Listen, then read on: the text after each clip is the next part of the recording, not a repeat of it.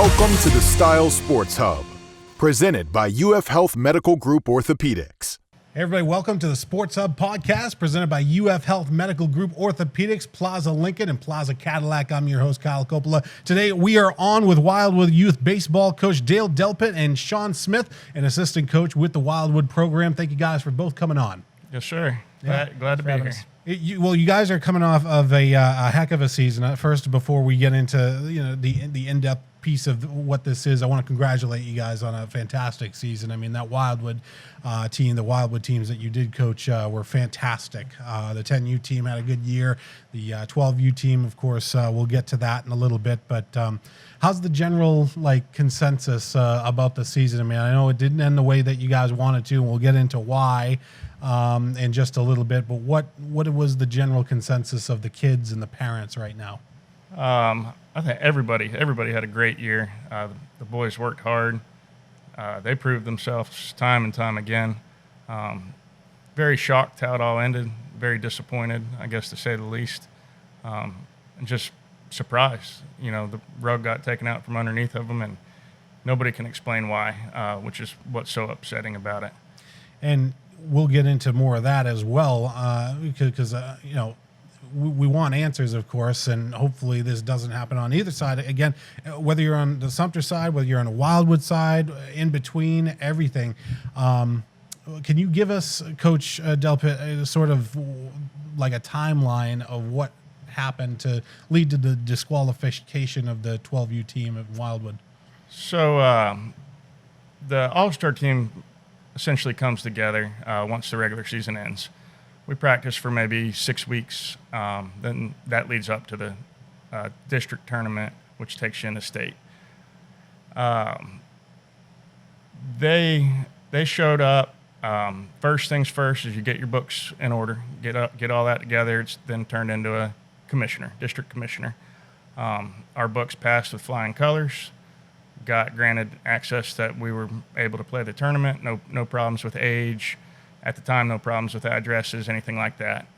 These are boys that have been playing together for the last 3 or 4 seasons, so they've kind of been growing together as one. Leesburg has nothing but softball fields.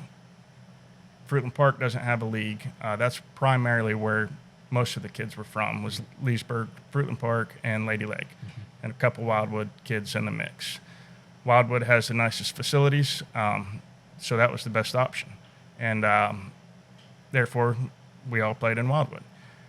So we started that tournament, won our first game, went into our second game against Sumter B, won that game hands down, no problem at all. It was a nice momentum builder. And then the day after that, I received a phone call from the district commissioner that we were no longer eligible to play due to not living in the county of where the team was located.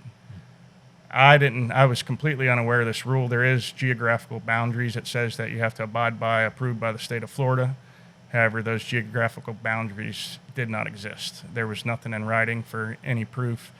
And it's never been a thing. Ever since I was a kid, I played for Wildwood. I played for Fruitland Park, Leesburg, Lady Lake at one point. Then AAU, all those kids are kind of mixed and matched. And everybody's bounced back and forth. You play where your buddies are. And that's what it's about. They're having fun and growing as kids and young men. And all of a sudden, we got an all-stop. As we started digging into it deeper, we found out a lot of little things that just didn't sit right with us. District commissioners having kids on, the team, whether anything's gone dirty or not, it's just very poor looking, as a conflict of interest. And, and then, we took it all the way to the state level, then the corporate level, trying to find this document of saying, you must reside in the county for which you play for. Can't find it. And we find out other teams have out-of-county kids. They've got waivers granted. Of course, we weren't offered to get any waivers. We had a very good reason of why we were playing in Wildwood. It wasn't to stack a team or anything, any kind of funny business. Yeah. The boys are just good ball players. They went out there and they won. They let the scoreboard do the talking, and then somehow somebody else stepped in and said, nope. Coach Smith, what when you first learned about the situation, what was your thoughts? I mean, there was definite anger for sure. That's the first thing that kind of took over because we were 2-0. We had played really well. The first game we came from behind and won. Then we kind of won from start to finish in the second game. There was a momentum just kind of kicking into full gear. And then to find out that in a tri-county district that rule was being enforced on us, didn't sit right. The rule book is pretty clear that it has to be in writing, that the state has to have a record of those geographical boundaries. Nobody's able to provide it. Just a lot of different things that, just kind of naturally frustrated you as a dad as well, having a boy on the team who just had that taken away from him. So what is that like, the fact that you can't have it in writing? I mean, you've searched for the document and they're not, or they haven't provided it for you. I mean, is that frustrating? Obviously, that's where the anger comes in. I'll be honest with you. I mean, there's hills worth dying on, and when somebody messes with my kids, that's a hill worth dying on for me. And I feel like all 13 of those boys were, I had something to do with. They formed as a team. They came together. They played together. They blood, sweat, and tears, just like the old saying. And they proved what they had for us. Everything we taught them, life lessons, they followed, they lived it, and they learned it. And I feel like another adult is living through a child, and they just completely, tore apart 13 boys. There seems to be some miscommunication, obviously, that happened. I mean, we as adults, we love to communicate with one another, and you hate to see a situation like this arise when it probably, could it have been remedied? I mean, I think you had a 10U team on Wildwood and had a similar situation, but that was remedied, and they ended up playing all the way through. So can you talk a little bit about that, Coach Smith? Yeah, actually, one of my sons played on the 10U team as well. So it was easier for them to remedy it for some reason compared to the 12U team. But I know that we only had about 4 kids on that team that kind of lived out of Sumter County. So they got some waivers provided to them, the 10U team, that weren't provided to the 12U team. And some other things that got taken care of. But we did have one boy that wasn't allowed to play. But according to the rules, if you have one player that's outside of it, the whole team is disqualified.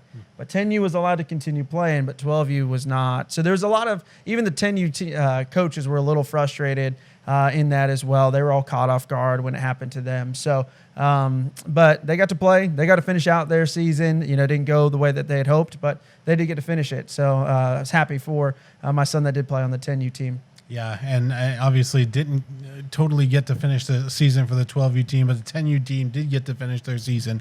Didn't quite make the state championships, but what a season it was for you guys. Yeah. You guys did a really good job, and wanted to bring up, too, the ethical standpoint as well of all of this. You've got teams around, and it's not just you, it's other teams that you have guys playing outside of your designated area. So you guys kind of took the brunt of that. Going forward, is there any legislation that could be passed that would help this, or have you talked to anybody about what to do? So the answer we all keep getting is, we're gonna make sure next season this is laid out better and more out in the open. But it's not a very clear answer, and it doesn't solve anything for us. I know that tournament's over. Those boys will never get it again. But it was just the way it was done, and really just follow your own rule book. We were following it, and now kind of rules are just getting made up, overnight. And, the 10U thing, them being able to get back in the tournament, I'll be real with you. They weren't a threat. They were not a threat to them. We were. And I mean, at all, make up a rule or whatever they had to do, they did it. And, we paid the price. And I get it. If we broke a rule, by all means, punish us. But we read the rule book. I even spoke with our league about that when I read that rule. I said, hey, are we just making sure before we go into this venture? Because I knew we were going to be a good team. He said, y'all are good. No problems. I said, okay, so there's no established geographical boundaries. And He said, no, you are fine. There is no boundaries. They're claiming they texted him this 3 years ago or something and said something about the county. Still haven't seen that text message. Show me something in paper like your rule book says that you have to have. And this is on Babe Ruth's hands, the whole league. It's a national organization. Yeah. Just like Little League World Series. Most of the time it's people trying to cheat ages and all that, and I get that. That's dirty and it's not right. It's not fair to the other teams, but in my mind, there was no cheating going on. Mm-hmm. You guys have both been involved with baseball for a long time, and Coach, you might want to speak on this as well. Have you ever seen or run into anything like this in Lake or Sumter County before? No, I have not. And it's usually it's a monopoly, and I'll give it to South Sumter. They put together a good program in every age. I'll never take that from them. Mm-hmm. And they usually just run the show. This season, I think it was going to be a little different. And I want to be clear that Sumter B and Sumter A are two. I know they both have the same name, but we spoke with the Sumter A coaches. They weren't happy about it either. They agreed with us that this wasn't right. They wanted to play us, and we wanted to play them. It would have been a great ball game. We were all kind of looking forward to it because they're the defending champions. Mm-hmm. So for us to get a shot at that, and a real shot at it, it would have been really cool to see. Yeah. And somewhere Sumter B, I don't know what's going on, but I talked to several Sumter affiliated people all the way up to their high school coach, and they came up with a handshake and an apology, and to make clear their names. Hey, we got no part in this. And there's a clear difference, obviously, between Sumter A and Sumter B. We want to make sure that we get both the teams right, because Sumter A is the one that went on to the state championship. They won the district against Sorrento, and Sorrento also going to the state championship. So we want to wish the Sumter A team the best of luck. But this was a question with the Sumter B team that you guys were playing, not the Sumter A team, correct? Correct. Yeah. Correct. I think going back to kind of what you asked about in legislation or things like that, some of the things that we probably should see happen is if we're going to make geographical boundaries a real thing and we're going to hold to it, we are a tri-county district.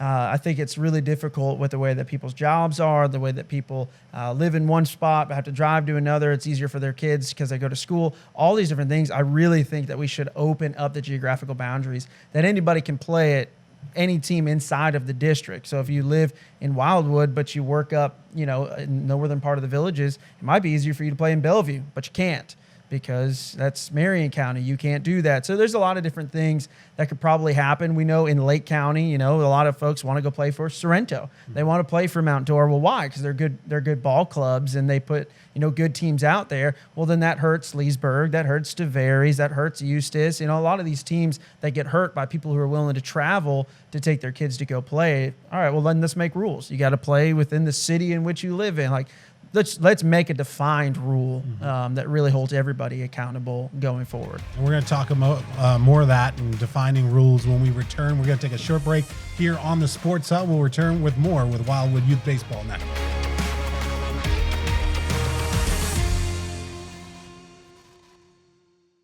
Is pain or restricted range of motion keeping you on the sidelines? Get back in the game with expert orthopedic care from UF Health Medical Group Orthopaedics. UF Health Medical Group Orthopaedics provides robotic-assisted surgical joint repairs and replacements, post-operative care, and inpatient rehabilitation services, all close to home, right here in Lake and Sumter counties. And for those unexpected injuries, UF Health Medical Group Orthopaedics offers convenient walk-in and same-day appointments. To learn more or to schedule an appointment with one of their specialists, call 352-323-5665. Hey everybody, we are back here on the Sports Hub talking with Wildwood Youth Baseball coaches Dale Delpit and Shawn Smith. Thank you guys again for coming on to our program. We're talking a little bit about the what to expect in the next season. Of course, obviously the 12U team disqualified. We want to get answers and we want to remedy that for the future. What as far as Wildwood goes, you guys are playing at Wildwood for a reason, Coach. Tell us a little bit about why you were at Wildwood and maybe not Leesburg. So we played for Leesburg last year, and Sleepy Hollow is a great softball facility. That being said, it's for softball. Softball and baseball fields, for the people that don't know, softball's all clay. Base paths are different sizes. They bring portable mounds out there, so there's no dirt, on an actual pitcher's mound. There's no grass in the infield. That leads, ultimately, these kids are getting bigger and stronger, into a safety concern. Ground balls on the infield are coming very, very fast versus getting played off of a traditional grass. I think it is a big issue for youth baseball in this area. They say they've got plans to build some baseball fields out there. I've kind of been told, hearsay, that that's probably not going to be for another 5 or 6 years. That's why baseball's falling apart. I hate to see it, because when I was younger, it was one of our bigger sports of the area. We used to have Susan Street. Susan Street is now dirt getting turned into soccer fields, soccer and football fields. And I even heard something about a rugby field.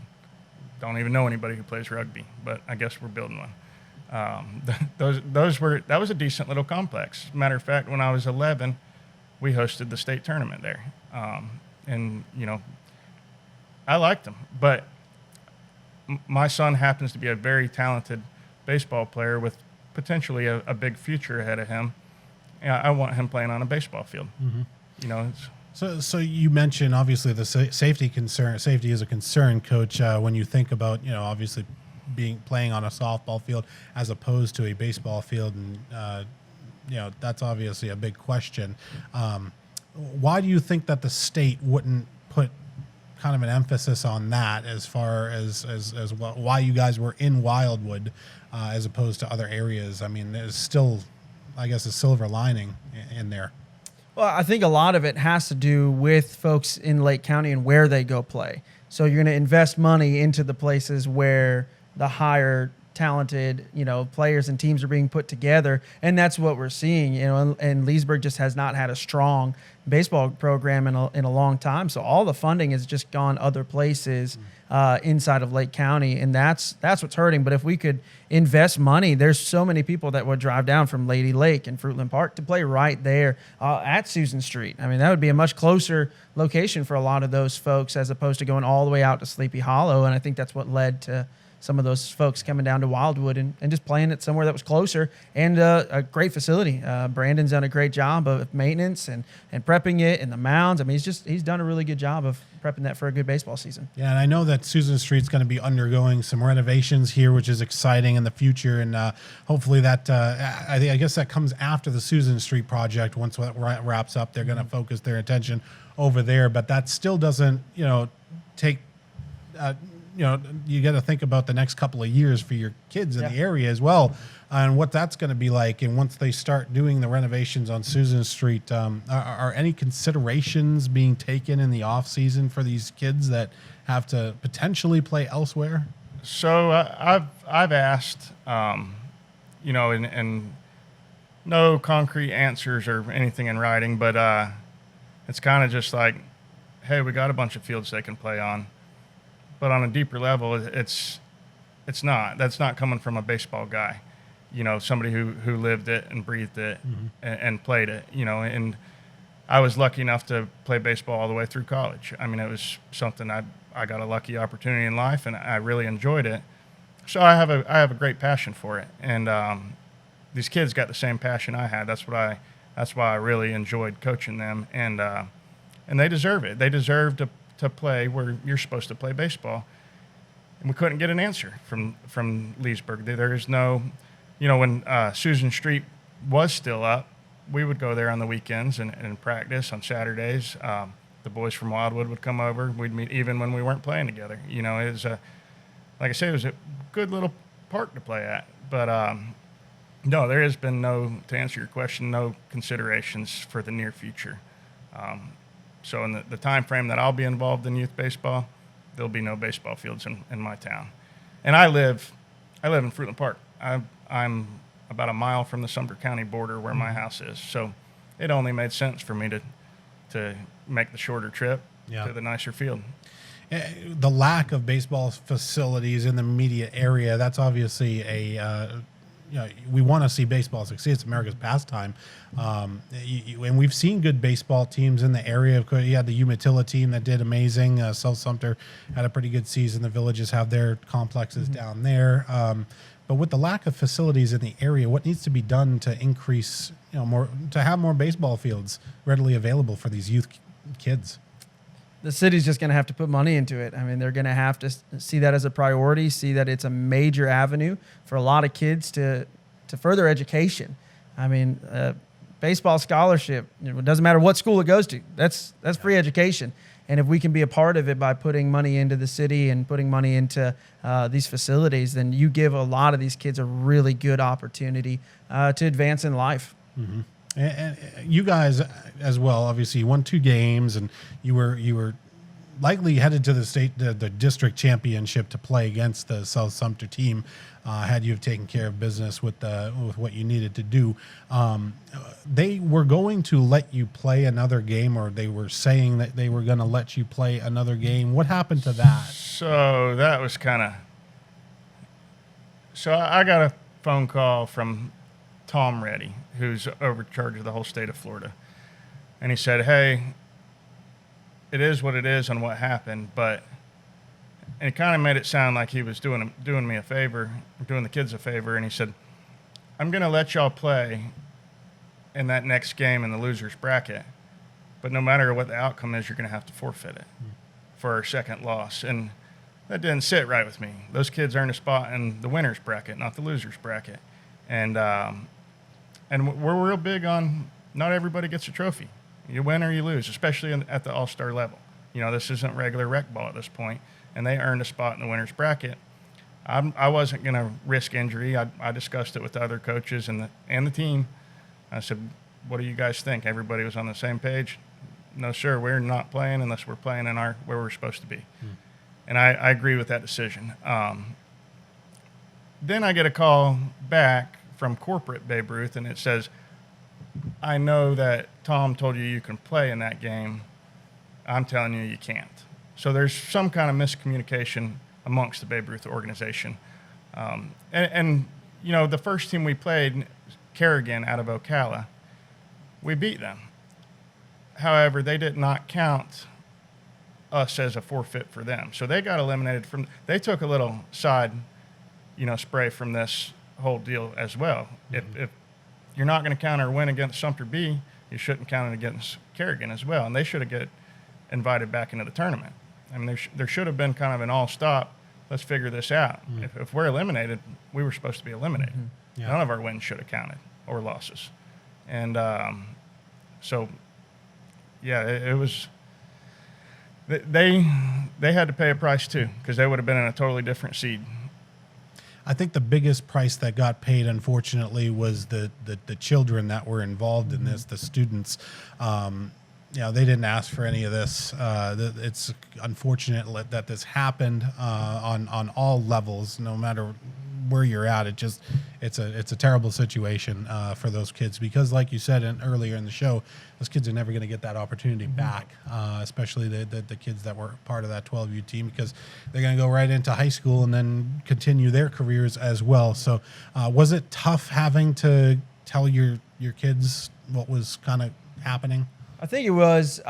My son's 11, so he'll be in 12U again next year.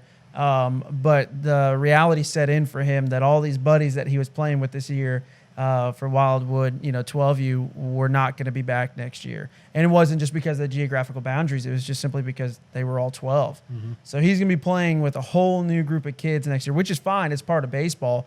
But it'll never be the same team that he had this year, and the same opportunity and the same chance.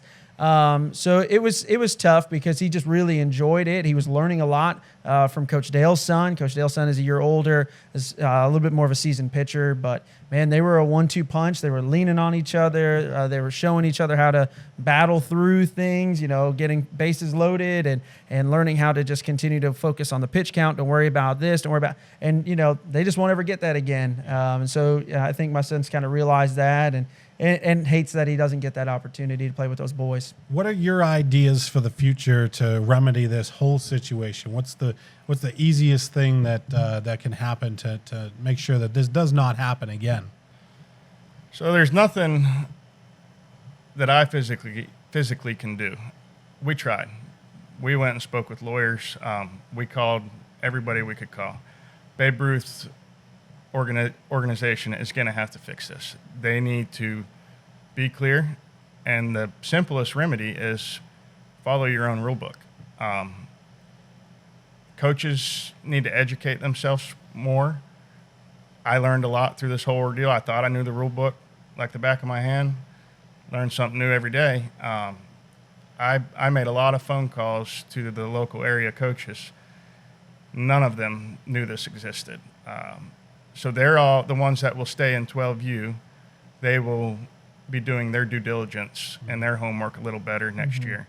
And I really feel that, they have a big meeting every year for every age group, and it's an all-star meeting. They bring the umpires, the coaches, the staffs, for questions and answers.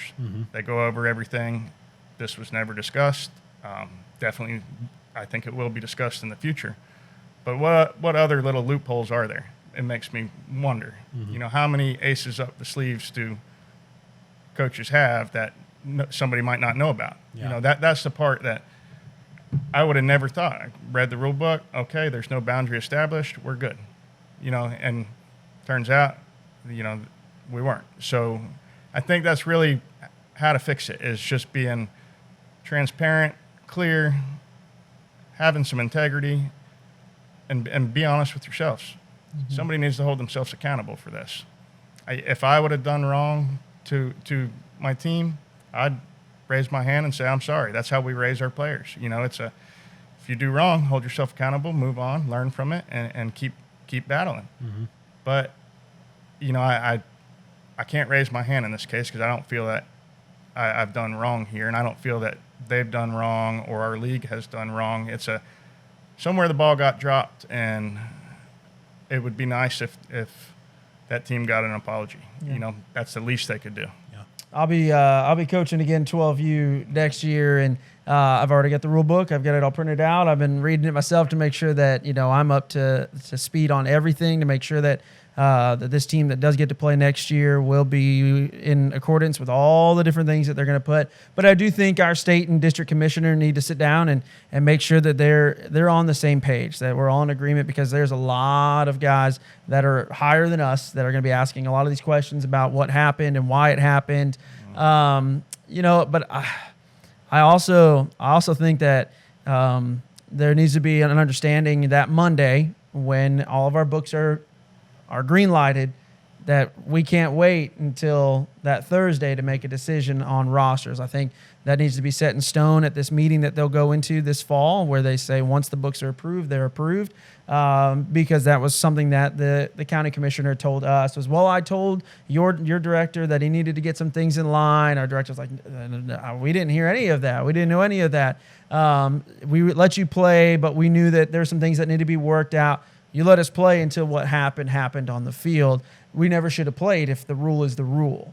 And so I think just stand by the rule. Like Coach Dale said, stand by the rule. If we were not allowed to play, then we shouldn't have played. Right. But the way that it all played out definitely showed a lot of things that don't pan out well in the long run for rec ball, because rec ball is so much more than what we're talking about right here. It's an opportunity for young men and for young women to invest in a skill set, to invest in getting some energy out, to learning about teamwork. There's so many things that systemic issues like this kind of turn parents away, and they start playing travel ball, and they stop being a part of rec, and then you get situations like we have in Leesburg and Fruitland Park and Lady Lake, where the ball clubs just aren't invested into anymore. So I think a lot of those things will continue to be hurt by situations like this going forward. We're going to get you guys' final thoughts on this when we return. We're going to take one final break here on the Sports Hub. We'll return more with Wildwood Youth Baseball when we return.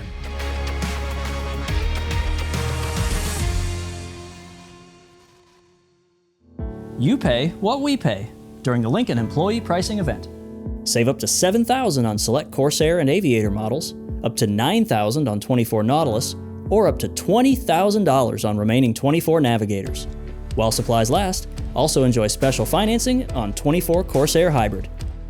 Plaza Lincoln is proud to be your local dealer for over 50 years, because our drive to be the best starts with you. Highway 441 across from the Leesburg Airport. Hey everybody, we are back here on the SportsHub talking with Wildwood Youth Baseball coach Delpit and Shawn Smith. Guys, I just wanted to wrap up what we were talking about the season and what you guys would love to see for the Babe Ruth League going forward. Coach, your final thoughts? I think for maybe the viewers that don't know the difference, baseball is travel ball and rec baseball. Rec baseball is a little easier going, not quite as intense, way cheaper, and you have talent levels at all level. You got the really, really talented kids and maybe the kids who it's their first year playing. Once you make it to all-stars, you take the talent with you and you're playing to win. Travel ball, you're going to be paying $200 to $300 a month. You're going to be in a tournament every other weekend, which is a doubleheader, meaning 2 games on Saturday, 2 games, possibly 3 on Sunday. It's a pretty intense weekend.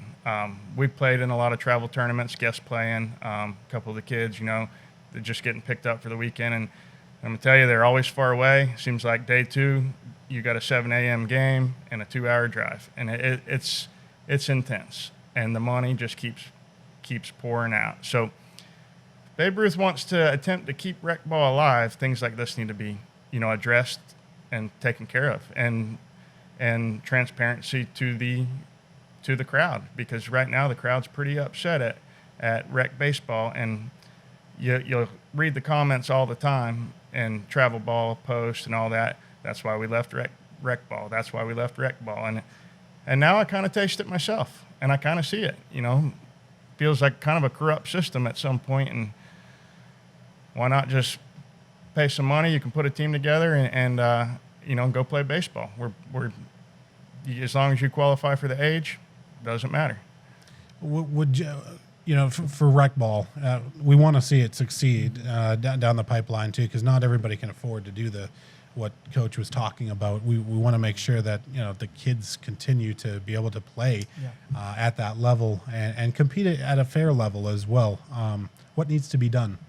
Well, rec ball is our life. I mean, travel ball is just not doable for our family and our family dynamic. And so, my son just continues to play rec ball. He gets opportunities, maybe some guest play, but even that, we got to drive out to New Smyrna on Friday, it's a hike out there. But rec ball is just so much more than just playing baseball for us. It really is an opportunity. We build relationships with the other parents. The boys are building relationships with each other. They're not paying to, be friends and to be on the field. And it's not, it's just a great fun time, and what needs to be fixed is just being reminded of that. Mm-hmm. That rec ball is so much more than just a game of baseball. It really is an opportunity for all these kids to meet new kids, to meet new friends, to meet new levels of competition that if they were on a travel ball team, they're probably sitting on the bench if they're in the lower tier and they're never getting opportunities to play. Whereas at rec ball, everybody gets time on the ball field. Everybody gets to learn. Everybody's getting coached the same.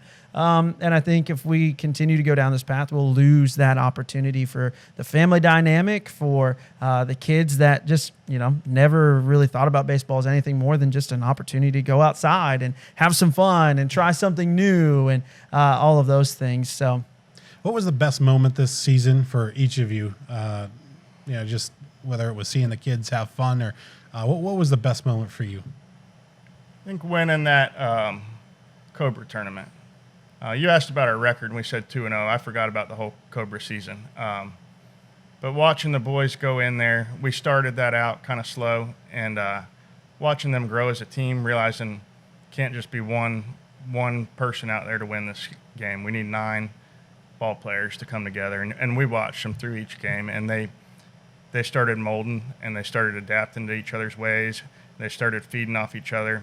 Like Coach Shawn said, Max and James, our 2 boys, James was the older one, kind of gave Max some mental boost. Mm-hmm. Max has got the talent, and all of a sudden we've watched Max grow, and they were a dominant force. Like he said, a true 1-2 punch, and watching those 2 work together in a ball game, paying attention to their pitch counts, because they had a real funny thing in that Cobra League. You couldn't throw near as many pitches as a normal season game, so they needed each other. one of them couldn't go out there and just take care of business the whole game. They had to work together. And then that whole team kind of formed around them. Yeah. And then they ended up, like I said, we lost a couple games in the beginning, and then we started winning out, and they took us through that championship 100%. And that was my favorite part, watching those boys win a championship.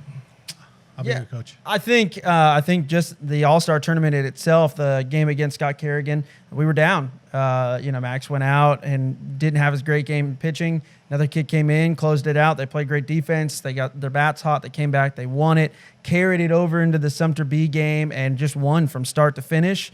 And there was an energy, there was an excitement, there was kind of a swagger about how they were playing, and it all led from them being together through that Cobra League that they played in during the rec league and different things like that. But just seeing where they got to, just seeing how they all kind of were around each other, they were hyping each other up. A kid would hit a grounder into a throw out at first, but he would get an RBI, and they were screaming RBIs in the dugout.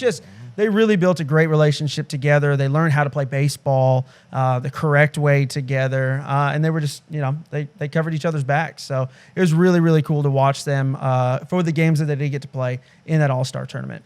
I certainly wish you guys good luck as well. Your son going to be moving on to the high school level soon as well. And very, very exciting to know what's coming down the pipeline here in Lake County. We got a lot of talent out there that you guys were able to coach and the surrounding areas that we have a ton of kids coming through. So we're looking forward to that. And good luck, hopefully in the fall, kind of getting more transparency as well. And hopefully this doesn't happen ever again. Yeah.